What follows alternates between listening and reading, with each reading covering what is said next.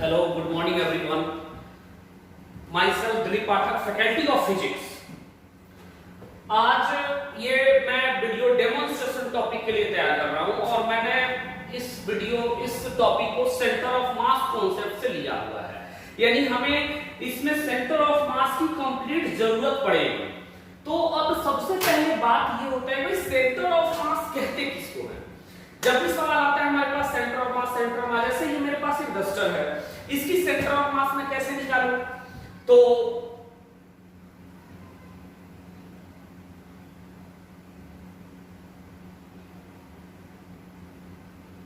यानी ये एक डस्टर यहां पे बैलेंस हो रहा है, यानी ये बैलेंस हो रहा है मतलब दिस बैलेंसिंग पॉइंट, यानी इसकी एक कंप्लीट बैलेंसिंग पॉइंट होगी। अब बैलेंसिंग पॉइंट है तो उसी बैलेंसिंग पॉइंट का हमने नाम रखा है सेंटर ऑफ मास, यानी centre of mass is not a mass, centre of mass is a point, is a balancing point, is a coordinate where whole mass is supposed to be at। यानी centre of मास है एक coordinate, एक point, एक balancing point जहां उस पूरी body की मास को हम मान सकते हैं कि यहां पे लाई करती है। जैसे अगर एक लैमिना बना, मान लीजिए, अब इसको पढ़ने के भी दो मेथड्स, एक डिस्क्रीट मेथड्स और एक कंटीन्यूअस मास सिस्टम। डिस्क्रीट मतलब मींस कि masses are kept like that, m1 m2 m3 m4 and m4 and mn so on, and continuous mass like by marker like this duster, this is the continuous mass system, but if this marker is kept here, point mass, this pen is kept here, we can take point mass, this pen is kept here, we can take point mass। तो point, सबसे पहले मैं point mass को define करूं तो मान लीजिए ये मैंने आर्बिट्री एक लैमिना है, सॉरी एक आर्बिट्री से बॉडी है, इसमें एक m1 यहां, m2 यहां, m3 यहां, m4 यहां and so on. So for defining and relocate this coordinates we take a reference point and that reference point is origin in my opinion. जैसे फिजिक्स में दो चीजें बहुत इंपॉर्टेंट होती है, एक रेफरेंस पॉइंट और एक आपका ऑब्जर्वर। ऑब्जर्वर मतलब जो चीजों को एनालिसिस कर रहा है, जैसे इस वीडियो को कई सारे लोग देख रहे हैं, दे आर ऑब्जर्विंग, हाँ अच्छा पढ़ा रहे हैं, क्या पढ़ा रहे हैं, उनकी अपनी राय है, मेरा अपना ये अपना स्टाइल है, मैं अपनी स्टाइल में पढ़ाता हूं। तो डिस्क्रीट मास सिस्टम अभी मैं बात करूं तो इसके पास मास m1 m2 m3 m4 होंगे, बिल्कुल मैंने मान लिया m1 m2 m3 and m4। इसकी कोऑर्डिनेट कुछ यहां से होगी ओरिजिन के रेस्पेक्ट में, कुछ इसकी पोजीशन वेक्टर कुछ ये होगी, इसकी पोजीशन वेक्टर ये होगी, इसकी पोजीशन वेक्टर ये और इसकी पोजीशन वेक्टर, यानी सबकी पोजीशन वेक्टर मैंने मान लिया। अब पोजीशन वेक्टर का मतलब क्या होता है भाई? Origin to joining that point. अब ओरिजिन की पॉइंट क्या है? 0 0 0, यानी पोजीशन वेक्टर होता क्या? Joining between origin to the that point, और दैट पॉइंट के पास क्या होगा? एक्सिस यानी कोऑर्डिनेट, यानी इसके पास होगा x1, y1, z1, इसके पास होगा x2, y2, z2, x3, y3, z3, और इसके पास x4, y4, z4 with respect to the coordinate. ये कोऑर्डिनेट डिसाइड कर रहा है, यानी रेफरेंस, ये z एक्सिस मान लीजिए। अब मैं देख रहा हूं कि ये जो डिस्क्रीट मासेस हैं m1 m2 m3 m4 m5 जो भी डिस्क्रीट मासेस सिस्टम है, इनके पास सभी के पास x भी है, y भी है, z भी है, यानी इसका सेंटर ऑफ मास यदि मैं निकालूं तो जरूर उस सेंटर ऑफ मास के पास एक कोऑर्डिनेट x वाला होगा। चूंकि इन सभी डिस्क्रीट मासेस के पास कोऑर्डिनेट y1 भी है, y2 भी है, y3 भी है, यानी उस का जो सेंटर ऑफ मास निकालूंगा उसके पास भी एक कोऑर्डिनेट होगा y, उसको बोलूंगा मैं ycom, सिमिलरली zcom। तो अगर मैं xcom की बात करूं, m1 x1 plus m2 x2 plus m3 x3 and so on plus dot dot dot m1 plus m2 plus m3, उससे सिमिलरली YCOM की बात करूं तो M1 Y1 M2 Y2 M3 Y3 plus dot dot dot upon M1 plus M2 plus M3। Similarly ZCOM की बात करूं तो M1 Z1 plus M2 Z2 upon M3 Z3 upon plus so on M1 plus M2 plus M3 and so on. यानी इनके पास मैंने बताया था एक पॉइंट ही होगा and that point is x। अब चूंकि M1 की यूनिट क्या होगी kg kg kg, यहां भी kg kg kg कट बच गया केवल एक पॉइंट यानी सेंटर ऑफ मास जब पॉइंट। 1 मिनट थोड़ा देख लूं कि वीडियो की क्या स्थिति।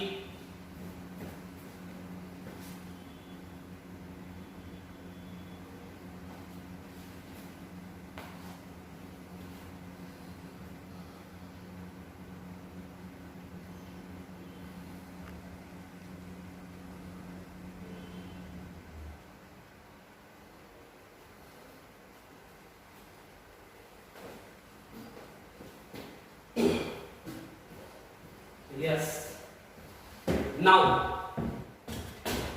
क्योंकि खुद ही वीडियो शूट करनी पड़ रही है तो ये तो हुआ डिस्क्रीट मास सिस्टम। अब मैंने बात और बताई कि इसमें कॉन्टिन्यूअस मास सिस्टम भी हो सकता है, जैसे एक रॉड, एक कंप्लीट रिंग, एक कंप्लीट डिस्क, एक स्फीयर,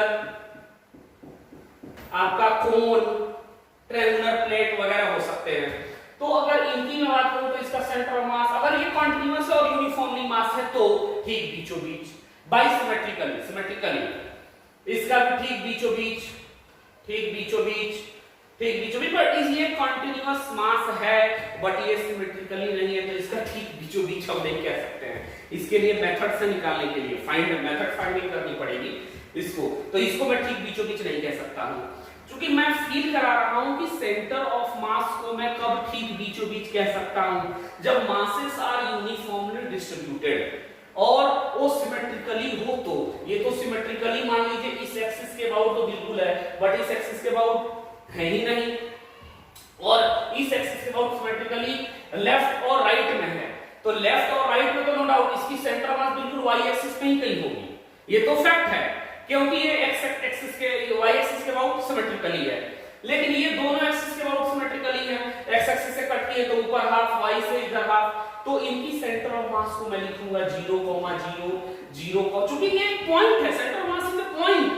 और वो पॉइंट मैं कहां से लेता हूं, I take from the origin, but मैं ओरिजिन को यहां मान लूं, कोई गलती नहीं है भाई, नो प्रॉब्लम। इसकी सेंटर ऑफ मास चूंकि ठीक बीचों बीच होगी और ये चूंकि वाई एक्सिस के सिमेट्रिकली है तो इसकी कितनी हो जाएगी, इसकी अगर l लेंथ है तो l/2, 0, ये 0 0, ये भी 0 0, बट इसका हम अगर ये कोण है तो मैं ये नहीं कह सकता हूं कि इसकी भी सेंटर ऑफ मास 0,0 पे होगी। There is the method. But अब इनको कैसे करेंगे, तो इनके लिए एक और ट्रिक पता है कि जब मैं पढ़ाया गया फिजिक्स में कि जब भी कोई चीज कंटिन्यूअसली हो we take the help, we define with the help of integration. हम उसको इंटीग्रेशन के कॉन्सेप्ट से डिफाइन करते हैं और उसमें हम सबसे पहले टेक द एलिमेंट्री मासेस और हम उसमें एलिमेंट्री मास लेंगे। Elementary mass in the sense rod के केस में x पे जाके एक dx कट कर लिया। रिंग में जैसे ये हाफ रिंग हो गई तो इसका सेंटर मास 0,0 नहीं, ये हाफ डिस्क हो गई तो इसका सेंटर मास 0,0 नहीं, ये अगर हेमिस्फीयर हुआ तो भी इसका सेंटर मास 0,0 नहीं, क्योंकि ये सिमेट्रिकली होनी चाहिए तो 0,0 होगा। अब ये सिमेट्रिकली होनी, अब ये सिमेट्रिकली मान लीजिए x एक्सिस के अबाउट हो तो इसी एक्सिस पे इसकी सेंटर ऑफ मास होगी। जिस एक्सिस के अबाउट जिस एक्सिस के अबाउट हम ले रहे हैं उसी एक्सिस के अबाउट इसकी सेंटर ऑफ मास हम निकालेंगे जिसके अबाउट ये सिमेट्रिकली होगा। तो ये y एक्सिस के अबाउट, ये भी y एक्सिस, ये भी, तो इसकी सेंटर ऑफ मास कहीं y एक्सिस में ही शिफ्ट होगी। अगर मैंने इसको ऐसे पलट दिया तो इसकी centre of mass x axis की तरफ इधर शिफ्ट कर जाएगी। तो ये डिपेंड करेगा सेंटर ऑफ मास निकालना कि उसको हमने कैसे कैप्ट किया हुआ है, यानी हमने उसको किस एक्सिस के अलोंग रखा हुआ है, इन चीजों पे डिपेंड करेगा। बट मेथड सबके लिए सेम है। तो ऐसे सभी सवालों को करने के लिए जैसे XCOM आ जाए तो इनके लिए हम लोग dm into x upon integration dm, उसी तरह से YCOM equals to integration DM Y upon integration DM, उसी तरह से Z C O M equals to integration DM Z upon integration DM. ऐसे हम कई सारे सवालों को कर सकते हैं, बट थोड़ा सा मैंने एक टॉपिक अच्छा चूज किया हुआ है, उसको मैं एक्सप्लेन करूंगा और उसी पे कुछ क्वेश्चंस मैं कराऊंगा। जिस टॉपिक को मैंने चुना हुआ है वो टॉपिक है इसी से रिलेटेड है। क्योंकि डेमोन्स्ट्रेशन टॉपिक है तो बहुत सारी चीजों को तो एक्सप्लेन नहीं की जा सकती, कुछ खास चीजों को लेके उस पे एक्सप्लेन करना और उसको अच्छे से उस पे कुछ क्वेश्चंस कराना, this is the main reason और ऑफ डेमोन्स्ट्रेशन टॉपिक। जैसे मैं लिखता हूं एफनेट बराबर m इंटू ए लिखता हूं। इस एफनेट में ए क्या है? सेंटर ऑफ मास का एक्सेलरेशन। मैं अगर कहीं p लिखता हूं तो इसमें m into v, where v is what? Centre of mass. वो यहीं से आता है, इसी को डिफरेंशिएट मैं करता चलूंगा तो ये चीजें मिलती चलेगी मुझे। बट थोड़ी मैंने जो लिया है टॉपिक ये थोड़ा सा इनसे भी आगे है और कुछ अलग है। इसमें पूरी कॉन्सेप्ट आ जाएगी कि why we need centre of mass, हमें सेंटर ऑफ मास की नीड क्यों है, क्यों हम पढ़ते हैं, ये टॉपिक ये बता देगा। जैसे मान लीजिए ये m1 मास, ये m2 मास, दो masses connected with the spring. Look at here, this is attached with F1, this is attached with F2, यानी F1 is tries to pull in left, F2 is tries to pull right, and spring having constant K and massless, spring massless है, there is no friction, then what is find maximum elongation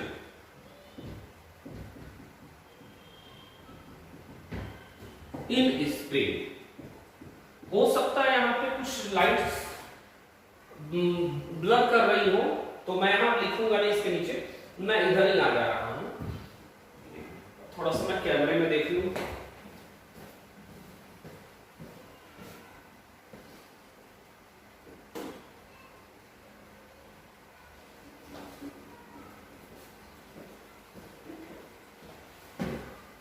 yes, maximum elongation, no friction, friction is absent. ये F1 इसको पुल करेगा इस side, ये F2 पुल, कितना maximum expansion होगा। तो देखिए जब ये F1 इस M1 को पुल कर रहा होगा तो F1 पुल किया, पुल करने के बाद स्प्रिंग एक्टिवेट यानी स्प्रिंग फोर्स दिस डायरेक्शन, ये F2 पुल किया इसको, spring force kept this direction, फिर भी ये पुलिंग चलती रहेगी, यानी पुलिंग खिंचाई हो रही, स्प्रिंग की खिंचाई हो रही, खिंचाई होते होते एक समय आएगा जब ये इसके बराबर यानी नेट फोर्स इन पे जीरो, नेट फोर्स जीरो तो आ गया।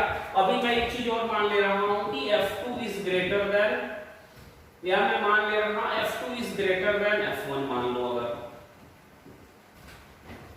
तो जीरो, ये भी जीरो, फिर चूंकि ये दोनों ब्लॉक कुछ ना कुछ एक्सेलरेशन गेन कर चुके होंगे, due to this acceleration, due to this force, net force zero मतलब कि इनकी acceleration zero, but due to acceleration they gain the velocity, वो वेलोसिटी गेन किया हुआ है, यानी ये अब और फर्दर मूव, ये भी और फर्दर मूव, क्योंकि इनकी मूविंग उधर होगी और एक्सेलरेशन अभी भी इधर हो रहा होगा, स्प्रिंग अभी भी इधर कर रहा होगा, तो फाइनली इनकी वेलोसिटी, चूंकि वेलोसिटी इस डायरेक्शन में, एक्सेलरेशन इस डायरेक्शन में, finally velocity gets zero and they will stop at that moment. वो मोमेंट पे जब वो स्टॉप होंगे that is the maximum expansion. तो अब इसको हम लोग कैसे करेंगे, सवाल तो ये है भाई, इसको कैसे करेंगे एक्सपेंशन निकालने के लिए। तो न्यूटन्स लॉ यदि मैं यहां लगा लूं तो न्यूटन्स लॉ से थोड़े से कैलकुलेशन काफी टफ होंगे and we need not to get the good result. रही बात यदि एनर्जी की मैं कंजर्व करा लूं तो कुछ चीजें इसमें मिसिंग कर जाएंगी। वही चीज मैं बता रहा हूं कि ऐसे क्वेश्चन को हम लोग सेंटर ऑफ मास से क्यों करते हैं, क्योंकि ये दोनों सिस्टम मूवेबल है। मुझे क्या दिखेगा, मैंने F2 ग्रेटर देन F1 लिया है तो मुझे ये दिखेगा ये पूरा सिस्टम इधर जा रहा है, बट हो कुछ और रहा है, ये इधर जा रहा है और ये इधर जा रहा है, तो देयर गेट्स द कंफ्यूजन। अगर इस बेसिस पे देखूं तो कंप्लीट इधर, लेकिन एक तरह से सोचूं तो ये फोर्स इधर और ये फोर्स इधर, masses are going like that. तो ऐसे क्वेश्चंस को करने के लिए we choose the centroidal frame, and centroidal frame is nothing, it is the centre of mass frame, यानी सेंट्रोइडल फ्रेम को ही सेंटर ऑफ मास फ्रेम बोलते हैं। And centre of mass frame में यदि मैं इस क्वेश्चन को करूं तो we get the fruitful result. तो इस हिसाब से मैं मान लिया कि इसका सेंटर ऑफ मास कहीं यहां होगा। चूंकि दोनों फोर्सेस अलग अलग हैं और F2 बड़ा है, तो मैं मान लिया कि नेट फोर्स जो इस पे होगा वो होगा F2 माइनस M1। और मैंने बताया कि Fnet में एक इसका सेंटर ऑफ मास का, तो this is M1 plus M2 into ACOM, and ACOM equals to F2 minus F1 upon M1 plus M2। This is acceleration of centre of mass. अब मैं खुद कहां हूं, मैं खुद जो बैठा हूं उस, मैं अपने आप को कहां ले गया, सेंट्रोइडल फ्रेम में। जब मैं सेंट्रोइडल फ्रेम में चला गया तो मेरे रेस्पेक्ट में सेंटर ऑफ मास की एक्सेलरेशन क्या हो गई भाई, 0। और मैं खुद एक ऐसे फ्रेम में चला गया जो एक्सेलरेट कर रही है, और जो फ्रेम एक्सेलरेट करती है उसको हम लोग बोलते हैं non inertial frame, and Newton's law is not valid for non-inertial frame. Then we take a concept of pseudo force. तो जब pseudo force मैं यहाँ पे अप्लाई करूंगा तो M1 पे कुछ वैल्यूज ये होंगी, M1 पे ये F1 होगा, और pseudo force ये कहता है कि जिस पे हम pseudo force लगाएंगे उस मास उसका लेंगे, एक्सेलरेशन अपने फ्रेम का लेंगे इन अपोजिट डायरेक्शन, तो ये होगा आपका M1 ACOM। सिमिलरली अगर मैं M2 का एफबीडी बनाऊं तो दिस इज F2 ACOM। अब इसमें मैंने स्प्रिंग फोर्स को कंसीडर नहीं किया, because spring force is internal forces, वो इंटरनल फोर्सेस हैं, और इंटरनल फोर्स को हम इसमें कंसीडर नहीं कर सकते हैं, because internal forces does not affect the motion of centre of mass. वो सेंटर ऑफ मास के मोशन को इफेक्ट भी नहीं कर सकती हैं, और चूंकि मैं खुद यहाँ बैठा हुआ हूं तो ये मेरे लिए इंटरनल फोर्सेस हैं, तो इसमें इंटरनल फोर्सेस को नहीं लेने हैं, सिर्फ और सिर्फ एक्सटर्नल फोर्स को ही लेना है। ये ध्यान देना है आपको, केवल और केवल एक्सटर्नल फोर्स ही आएंगे इसमें। तो अगर इस पे Fnet की मैं बात करूं, M1 ACOM, और इस तो Fnet की वैल्यू हो जाएगी M1 plus F1 plus M1 F2 minus F1 upon M1 plus M2। This becomes M1 F1 plus M2 F1 plus M1 F2 minus M1 F1 upon M1 plus M2. This will be the cancelled out. The result will be F1 M2 plus M1 M2 upon M1 plus M2. This will be the result of Fnet on block number 1.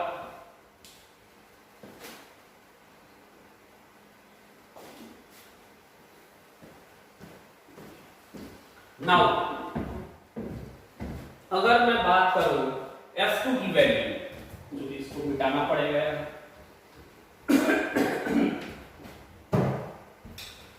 अगर मैं देखूं net force on block 2, उस पे कितना है भाई, F2 minus, क्योंकि इस डायरेक्शन को मैंने पॉजिटिव, ये नेगेटिव अपने आप हो जाएगा, M2 ACOM, and this will be the F2 minus M2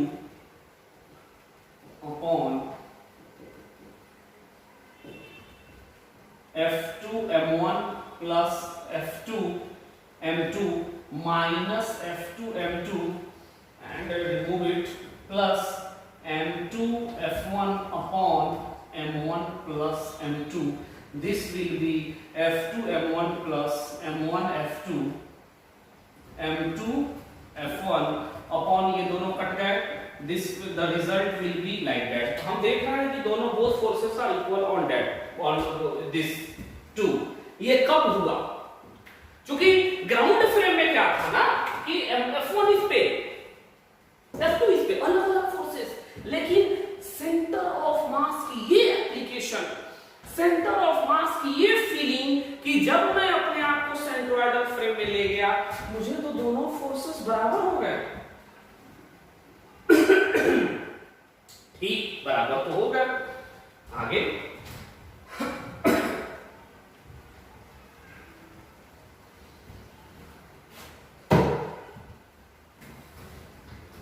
जब ये फोर्सेस थे ऐसे, ये M1, ये M2, ये F1 एंड ये F2, ये F2 इसको कुछ डिस्प्लेस किया, मान लिया इसको डिस्प्लेस किया कुछ x2, ये F1 इसको कुछ डिस्प्लेस किया, मान लिया कुछ डिस्प्लेस किया x1, नेट एलोंगेशन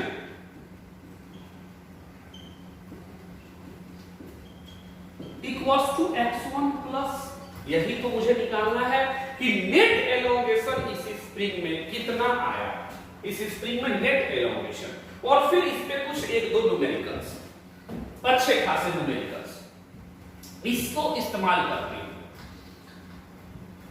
ठीक, नेट एलोंगेशन है, तो नेट एलोंगेशन निकालने के लिए मुझे ये देखना पड़ेगा कि जब मैं सेंट्रोइडल फ्रेम में बैठा हूं, यानी जब मैं सेंट्रोइडल फ्रेम में हूं, तो इस पे भी F फोर्स जो आ रहा है सेम, इस पे भी सेम फोर्स, तो मुझे ये लगा कि ये भी एक वर्क हो रहा है, ये फोर्स भी कुछ वर्क कराएगा, ये फोर्स भी कुछ वर्क कराएगा।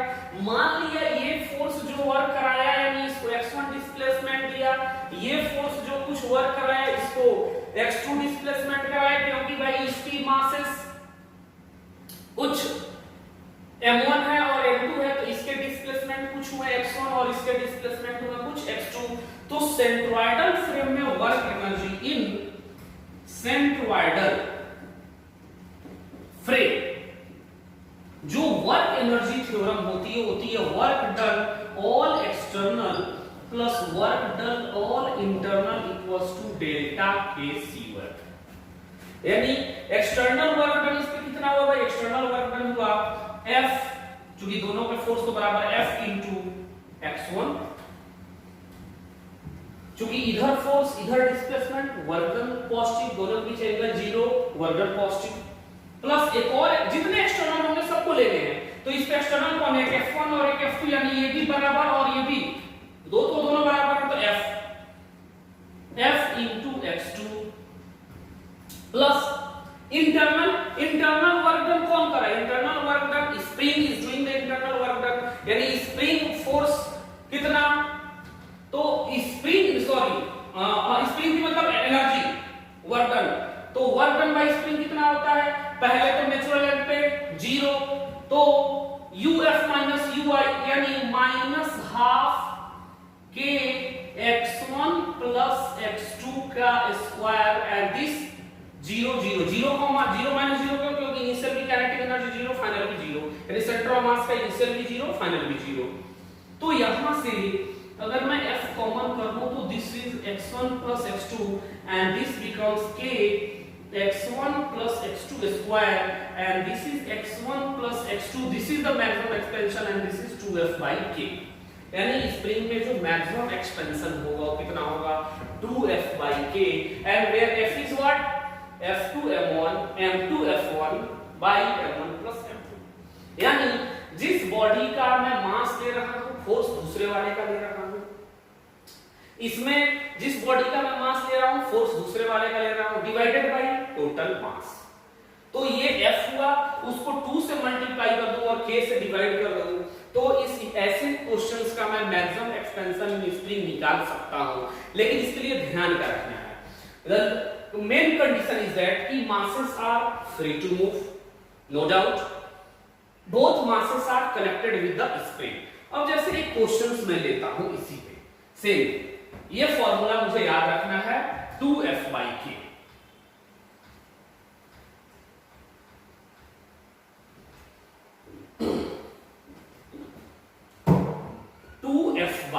ये तो फॉर्मूला आ चुका है, ठीक। अब मैं एक क्वेश्चन ले रहा हूं, ये मान लिया मास m, ये स्प्रिंग k, ये मास 2m, this is the 2m. Now force is applied to F here. Then what is the maximum elongation in the spring? Kya we go through the again for derivation concept? No need. We apply the concept कि इस spring में जो भी maximum elongation होगा वो मान लिया maximum elongation is x, and this x is equals to 2f by k, and where f is force इसका तो मास इसका यानी 2f into m plus force इसका मास इसका यानी यहाँ इसका फोर्स तो 0, external forces only countable, external forces only taken, no external force here, 0 into m upon 3m. So f net ले रहा हूँ, f net f, and this becomes 2f by 3. So x equals to 2 into 2f by 3k, that is 4f by 3k. एक सवाल ऐसे हो सकता है. Second considerable, second example taken.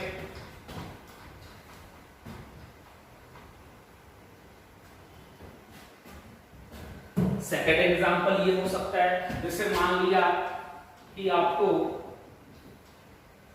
एक पुली दे दिया, ये 2m और ये m, तो इस पे अगर पूछे स्प्रिंग में maximum elongation, no need, only taken external forces. अरे यार what is the external forces ही need? No doubt here 2mg external forces, 2mg तो नीचे खींचा जा रहा है ना pulling, here mg, these are the internal forces are not taken into account. f निकाल लीजिए, f सबसे पहले find f, 2mg into m plus mg into 2m upon 3m.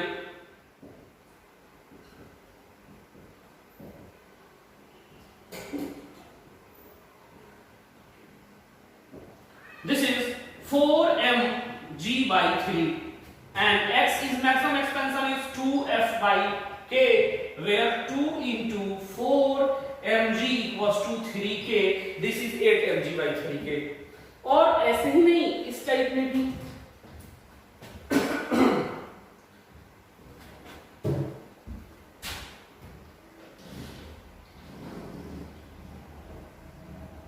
this is the 37 degree, this is the 53 degree, this is mm, this is 2m. Here external forces is 2mg sine 53 degree, here mg sine 37 degree. F equals to mg into sine 37 degree into 2m plus 2mg sine 53 degree into m upon 3m. We can calculate here x equals to 2 times what is the value, जो भी हो, क्या जो भी हो सकता है इसकी 2 times और f net by k. ऐसे भी कर सकते हैं कई सारे प्रॉब्लम को. अभी सिर्फ यहां नहीं, मान लीजिए अगर सवाल ऐसे भी आ गए,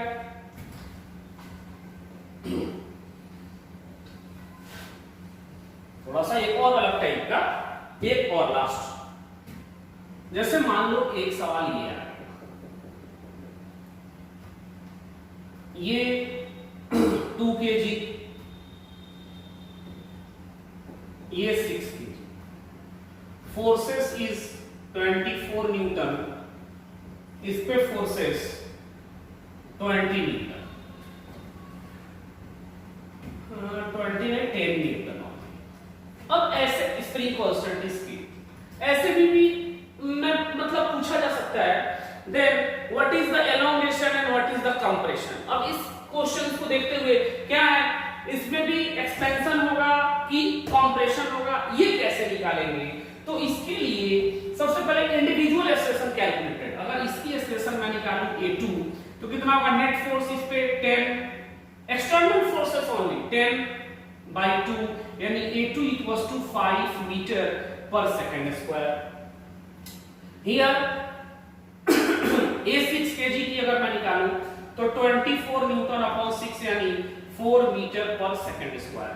यानी मैं देख रहा हूं कि इसकी acceleration of 2 kg is 5 meter per second square, while acceleration of 6 kg 4 meter per second square. ये आगे आगे ये जितने तेजी से दौड़ेगा उतना ये पीछे से ज्यादा तेजी से दौड़ रहा है। तो अगर ये ज्यादा तेजी से दौड़ रहा है तो देयर इज द कंप्रेशन, यानी अगर इसकी एक्सेलरेशन इससे ज्यादा है तो कंप्रेशन होगा।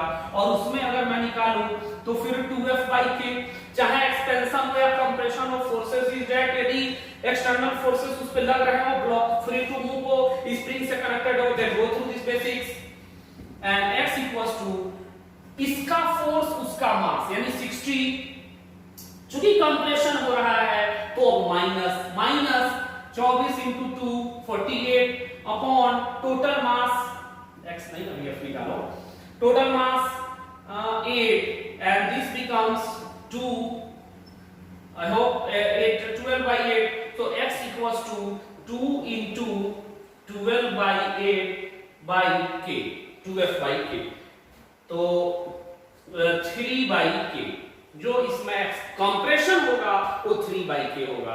अब इसी फोर्स को अगर ऐसे कर दे, इसकी एक्सेलरेशन कम कर दे, इसकी एक्सेलरेशन ज्यादा कर दे, इसकी कम कर दे, देन एक्सपेंशन। तो ऐसे सभी सवालों को हम कर सकते हैं। Okay, thanks for watching, thanks.